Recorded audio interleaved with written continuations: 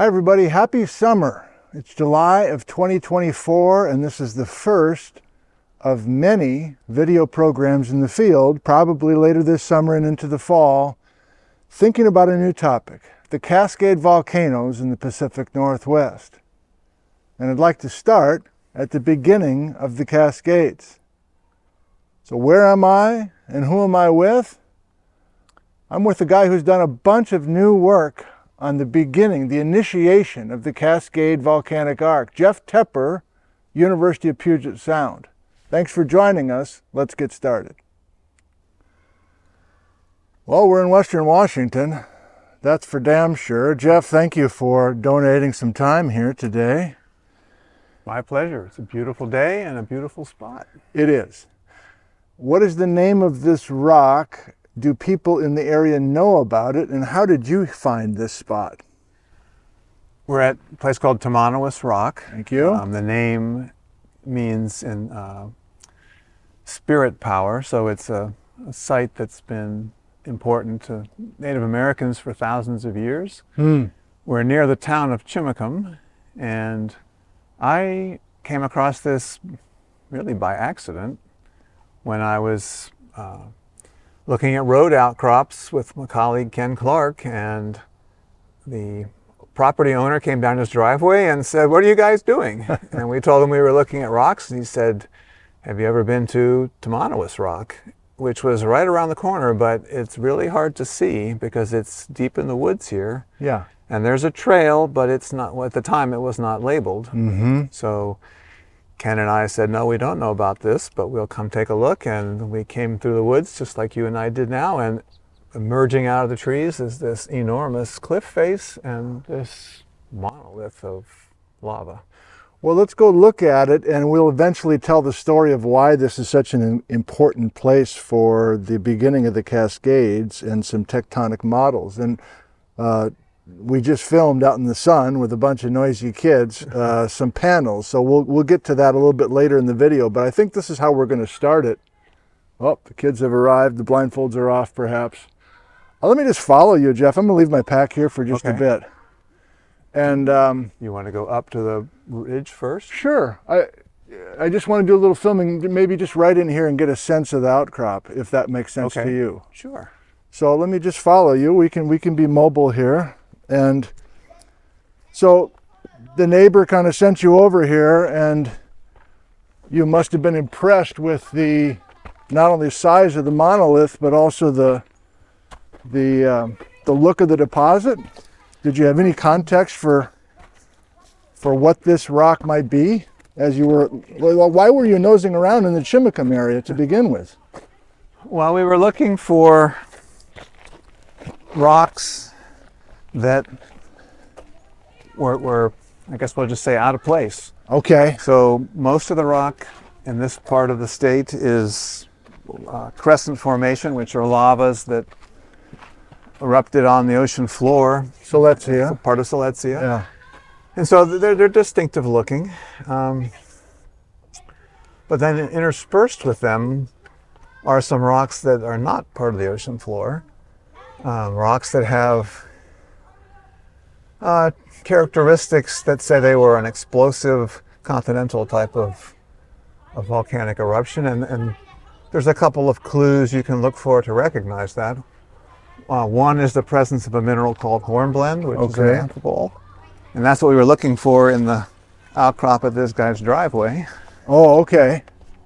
So we might be able to find some in here. I mean, one thing we can see right offhand is that this cliff is made up of angular chunks of rock, which are all cemented together now to make a very resistant surface. But this was never a lava flow. This was a product of a much more explosive eruption where the material was broken into blocks, and then those blocks went rampaging down a valley, ultimately came to rest, and then solidified. So this was an ash flow. Ash flow. Not a lava flow. Was it clear, is it clear where the vent was, that where this flow was coming from? There's He looks over his shoulder like it's a secret. can't tell anybody but you, Nick. Well, there's no vestige of the actual vent left. So this was happening 40 million years ago, and since then it's been glaciated, and so a lot of the original topography is long since erased. Right. But we have several clues that we can use to infer that we are close to where that vent was. So one is the size of these blocks. Size of the block. So some of these blocks, like this one, I mean, that's Yeah. approaching a meter in diameter. So Sure. the bigger the block, the less distance it would have traveled from the vent. And the other clue we have is if you look at a geologic map, there's the area that is covered by this rock is greatest here and much less moving away from here. So the eruptive center was probably here where most of the rock is, and then fingers of ash flow would have radiated in multiple directions down valleys, but they're much less voluminous than what's right here. We're next to a state park, Anderson Lake State Park. Okay. And we are standing at the face of part of Chimacum Ridge. Okay. And so Chimacum Ridge and the area around Anderson Lake have the most exposure of this rock. So these blocks are all the same composition? As far as I can tell, And what kind of rocks what kind of volcanic rocks are we looking at here? it's somewhere between an andesite and a dacite. So Okay. it's a fairly silica-rich rock, which is part of the reason it was explosive. Initially erupted and forming the flanks of the volcano, and then when it exploded, the flanks of the volcano were blown into pieces, and those pieces then were incorporated into this violent ash flow.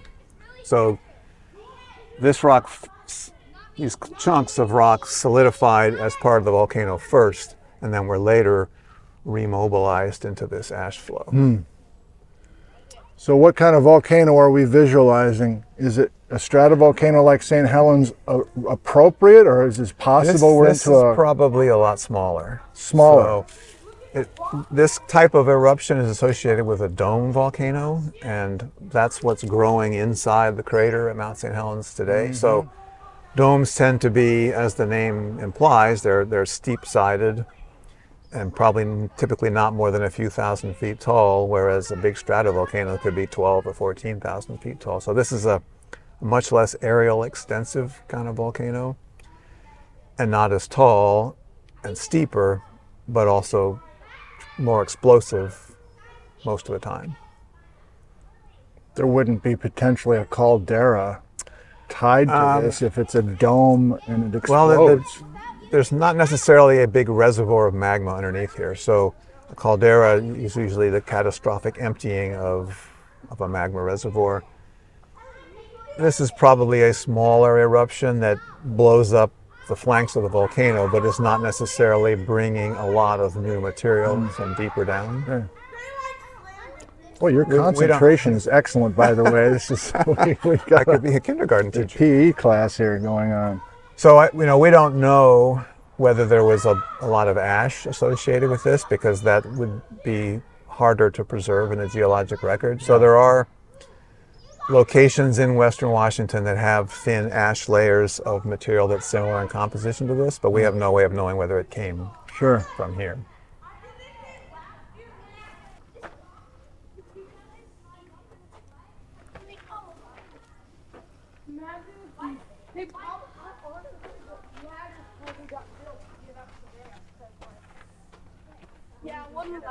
Here we go. Okay.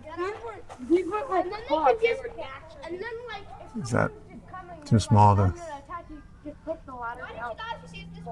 So that little brown rectangle is, Sure. is an amphibole crystal, and it's brown because it's rusted a bit, but it was originally a jet black color. Okay.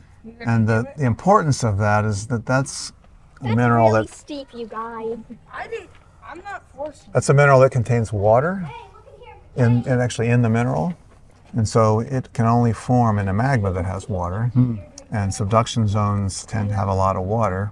So this is kind of the fingerprint of a rock that's associated with a subduction zone, whereas the crescent lavas that are not associated with subduction zones, they never have amphibole. daring us? Okay, well this is a big moment.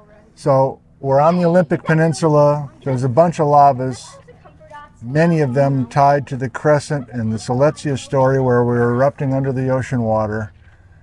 And you weren't the first maybe to say this cannot, or maybe you were, this can't be a Pacific Ocean Basin eruption. Because of the hornblends, we have water. This has to be subduction generated lava. So it's a very tiny piece of evidence, but it has this Really cool. sort of plate tectonic scale story. That is so cool. Hey, have you guys tried That's true of any hornblende. What's the difference between hornblende and andesite? Or, sorry, hornblende and amphibole. So amphibole is a mineral group, Okay. and it contains different minerals that have different elements in them, but all the same structure. Okay. So hornblende is one of, probably dozens of different amphibole minerals, but it's the most common one, and it is the one most typically associated with lavas and subduction zones. So of course I go too far with statements, but like if I see a volcanic rock in the northwest and I see hornblends in them, I know it's subduction related? I would go with you on that. Okay. All right. Yeah. eating because of this hail? I mean, there could be an exception, but I would think 97% of the time. 97%. That's not nothing. Hello, young man. Okay, so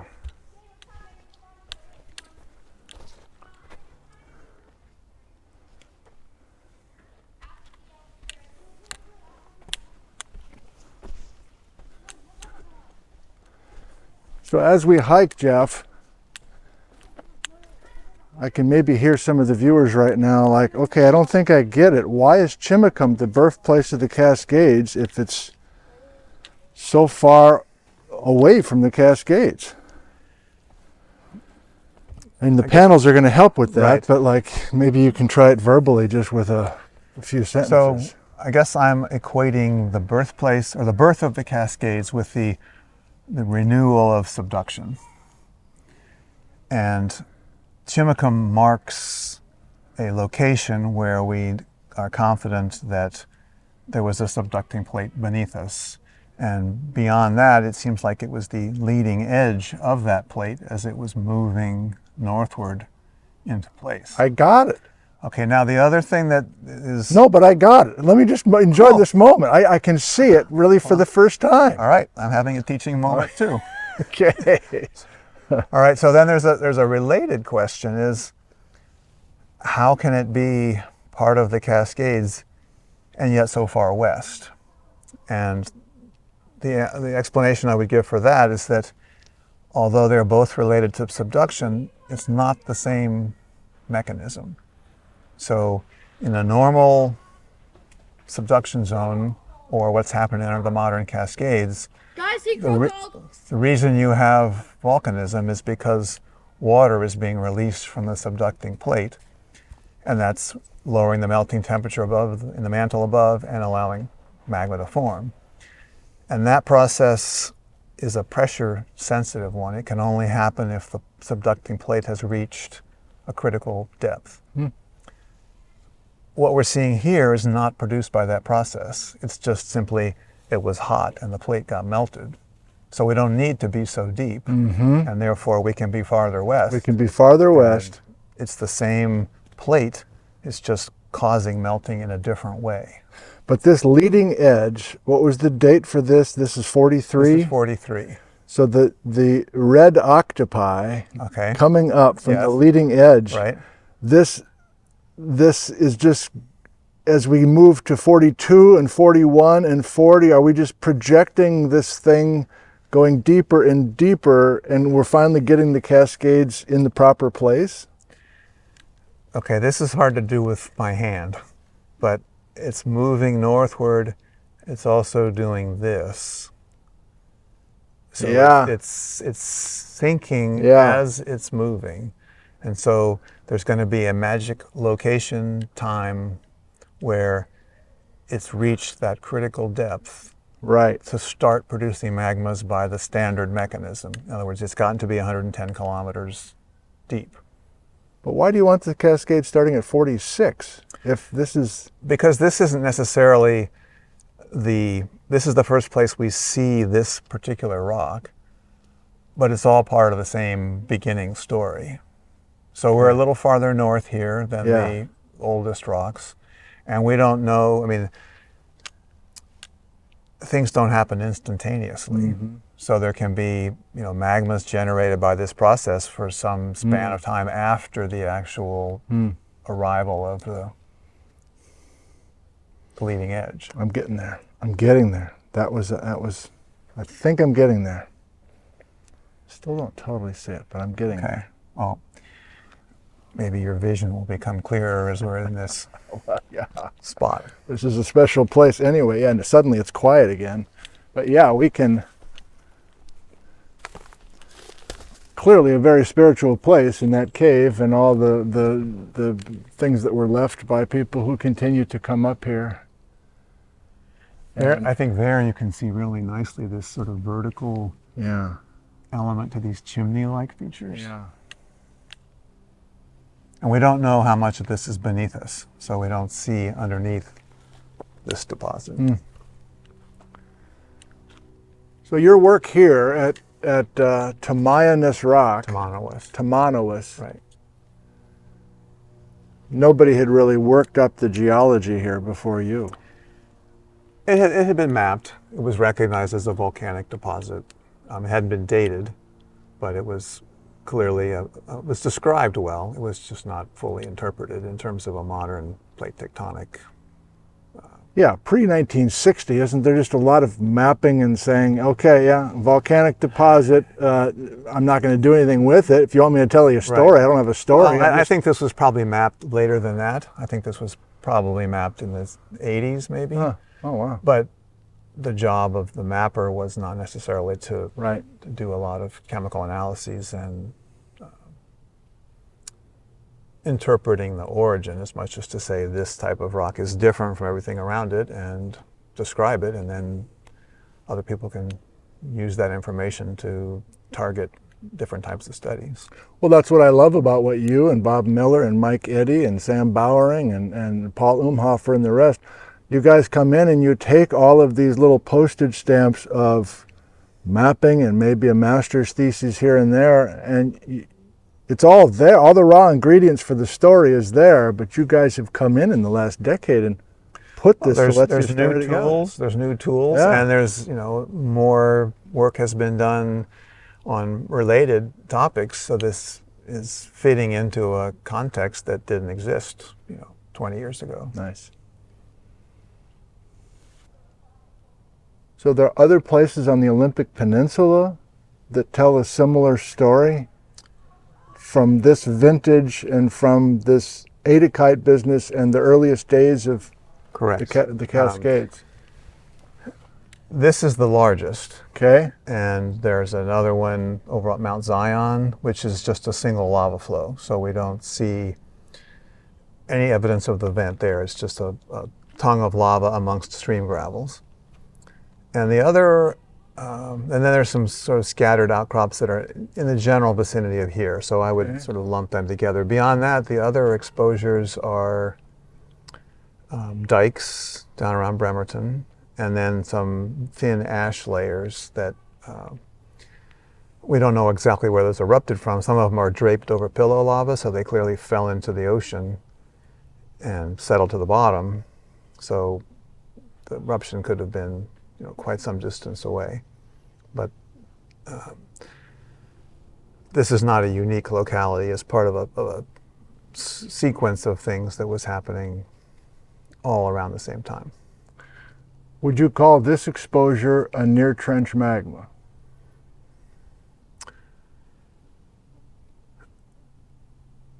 I guess I would say yes, in the sense that we're off trend to the volcanic arc. Here's what's complicated about that is that as subduction was reestablished, the margin of the continent underwent a transition from being a transform boundary, like we have in the San Andreas, to a subduction zone like we have today. And that transition migrated up the coastline, and it marks, the northward progression of the subduction zone. So this is, I guess, close to that point. So therefore there had to be a trench offshore. But the exact geometry is a little uncertain. Well, you're hung up on whether there's a trench offshore versus I'm hung up a whether if spreading you went. ridge. No, I'm hung up on whether if you went due west of here, Yeah, has the trench arrived there yet, or right. I is see. it still 50 kilometers to the south? But I'm going to say yes, this is a near trench magma. Where I'm coming from is just, if you have a magma body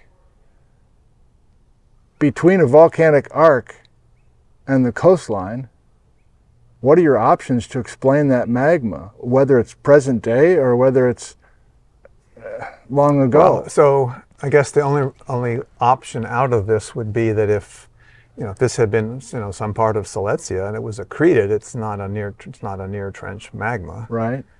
So the fact that this has subduction traits Right. takes that explanation off the table.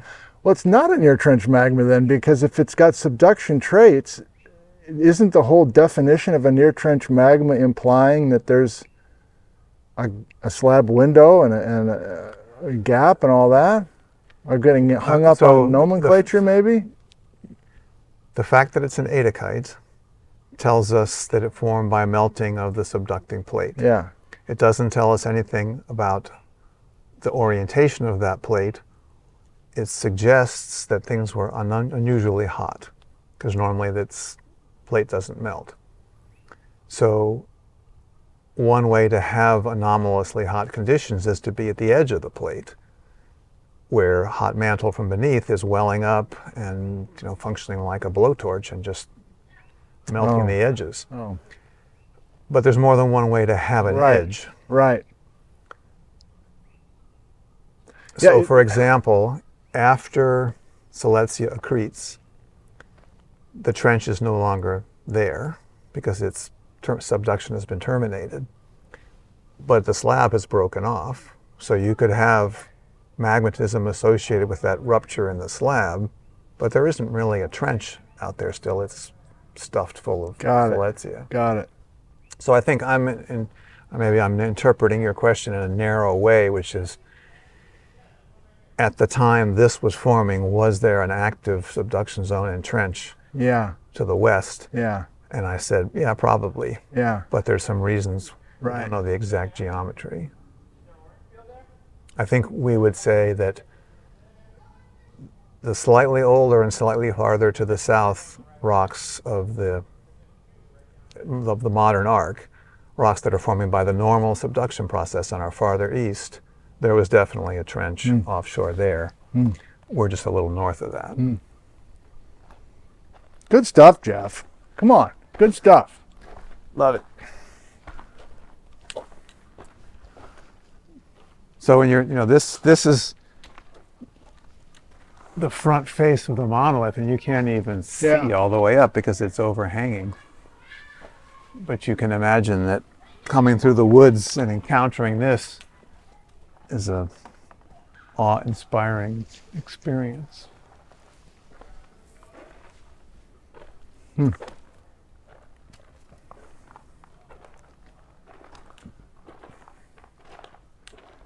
Originally, you called this in your paper the Chimacum adachite. Is that a label? because we're near the town of Chimacum, this site has been called either Chimacum rock or Tamanowas rock. Okay. But Tamanowas rock was the original name given by the Chimacum people lived in this area, and in that language, Tamanowas meant spirit power. So I think now, and then because now this is a preserve that's jointly administered by the Jamestown S'Klallam tribe and the Jefferson Land Trust, the preferred name is Tamanowas rock. Thank you. Well, let's go look at those panels that are laid out in the sun to give some visuals courtesy of the artwork of geologist/artist Ken Clark, to finish up this video. Thank you, Jim. Sounds good. Okay. So this first panel just illustrates where we are. And so Chimacum is a crossroads here, and Anderson Lake is a state park, about maybe a mile away from the crossroads. Okay. And Chimacum Rock, or Tamanowas Rock, is in the foreground of the lake. It's visible from the highway, but as we have already mentioned, it's largely lost in the trees. But if you took the trees away, you'd see that there's this big monolith. Okay. There's a person for scale, so this is something like 150 feet tall. Okay. Beautiful. God, these And are gorgeous. Part of what's striking is that although we're calling this the birthplace of the Cascades, it's quite a ways west of the main Cascade Range. So here we are in Chimacum, Tamanowas Rock here, and it's significantly, it's 60 miles or more west of the main chain of volcanoes that defines the Cascades. But there's some connection. But there's a connection, Yes. which goes back to the earliest days of the Cascades. Yeah. Okay. Come on, Gizmo, what's going on?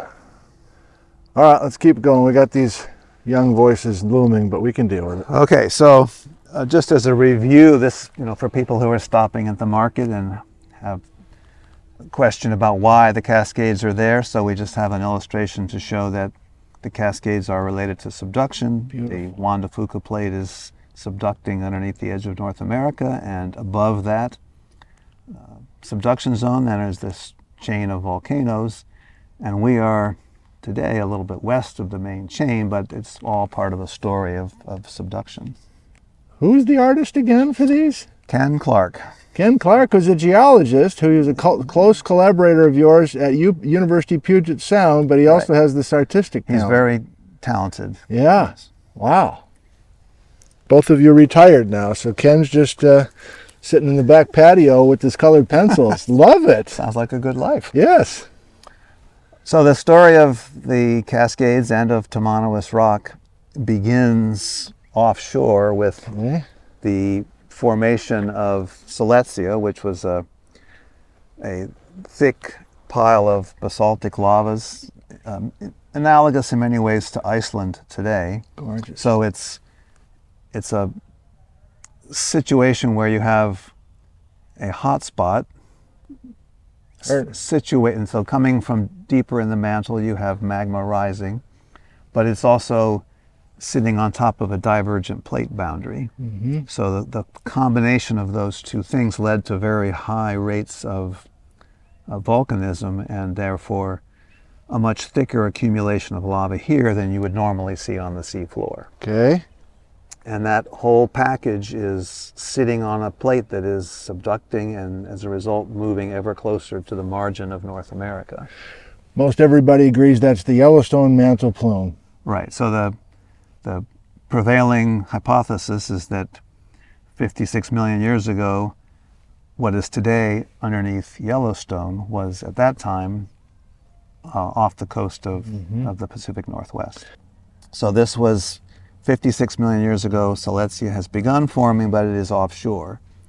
It's approaching the edge of the continent, which at that time, there was no Cascade Range. It was a sort of swampy, low relief area with rivers draining off from the east. And there was a lot of coal forming at this time, so we have geologic evidence that this was a warm, swampy, tropical-ish kind of environment. And Chimacum would be offshore here somewhere because the coastline was farther east at the time. No Cascades. No Cascades, no Olympics. Okay, things getting good now. All right, so we've moved from 56 to 53 million years ago, and at this point Silesia has arrived at the edge of the continent, but being thick and buoyant and hot, it's not subductible. So instead of going down with the oceanic plate as had been occurring previously, this rumples up the coastline and forms the beginning stages of the Olympics and the Coast Range in general, because this whole chain is extending us down into Oregon as well. Okay. A result then of this collision is that Beautiful. Beautiful. this is being not subductible, but the already subducted plate still wants to keep going, so it broke off. We broke it. So there's a rupture in the plate, and this detached component is going to keep going. This has terminated subduction temporarily. Huh.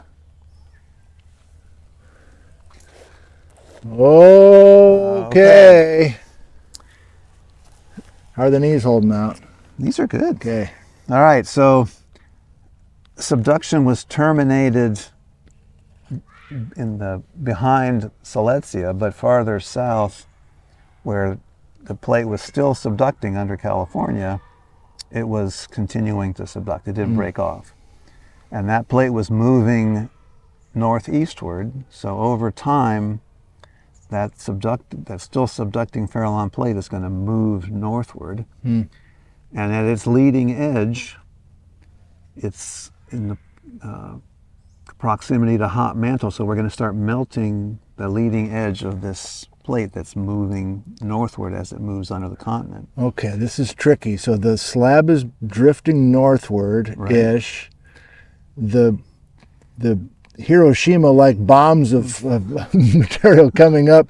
That's the slab itself being The melted. slab is being melted. So I think these look like octopi. But Okay, well, I like that better. all right, so Red octopi. magmatic octopi Yes. are ascending toward the surface, but what's melting here is not the mantle, it's the subducting plate. It's the slab itself, but it's the hot mantle that's coming up around Right. the margin So of around the edges of this, where it's being blowtorched by Yes. hot mantle, it. Yeah. you're melting the plate. And when you melt the plate, you make a distinctive composition of magma that is called an adachite, and it's the fingerprint of melting of a subducting plate. And so Chimacum is an example of that type of magma.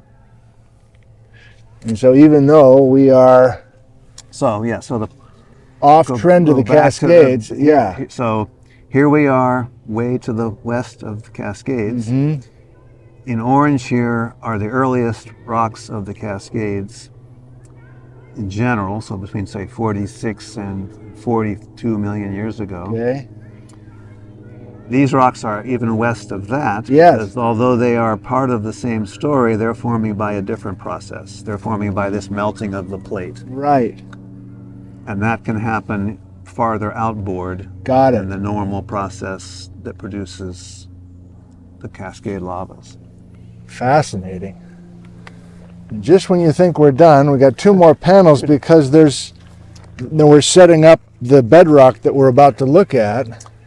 So now we're going to zoom in from the sort of big plate tectonic story to Yeah. what was actually happening at this location 43 million years ago. And so there was a volcano here, and it was a dome style of volcano, so a steep-sided, explosive kind of volcano, similar to what's growing inside the crater at Mount St. Helens today. It's okay. Come on through. And so that type of volcano typically is explosive, produces ash flows. And so these are the product of that explosive kind of eruption, and that's what makes up Tamanowas rock. So Tamanowas rock, as we'll see when we get closer, is a rock comprised of fragments of a volcanic explosive eruption. And they are also the composition of an adachite, but they're texturally a ash flow. Oh boy. Oh, I see. Hi, Let's see, it was Bill and Jeff. Jeff. Have a good day. You too, Ramsey. Hi, this looks like fun. No, it's not. Yeah, it's not fun.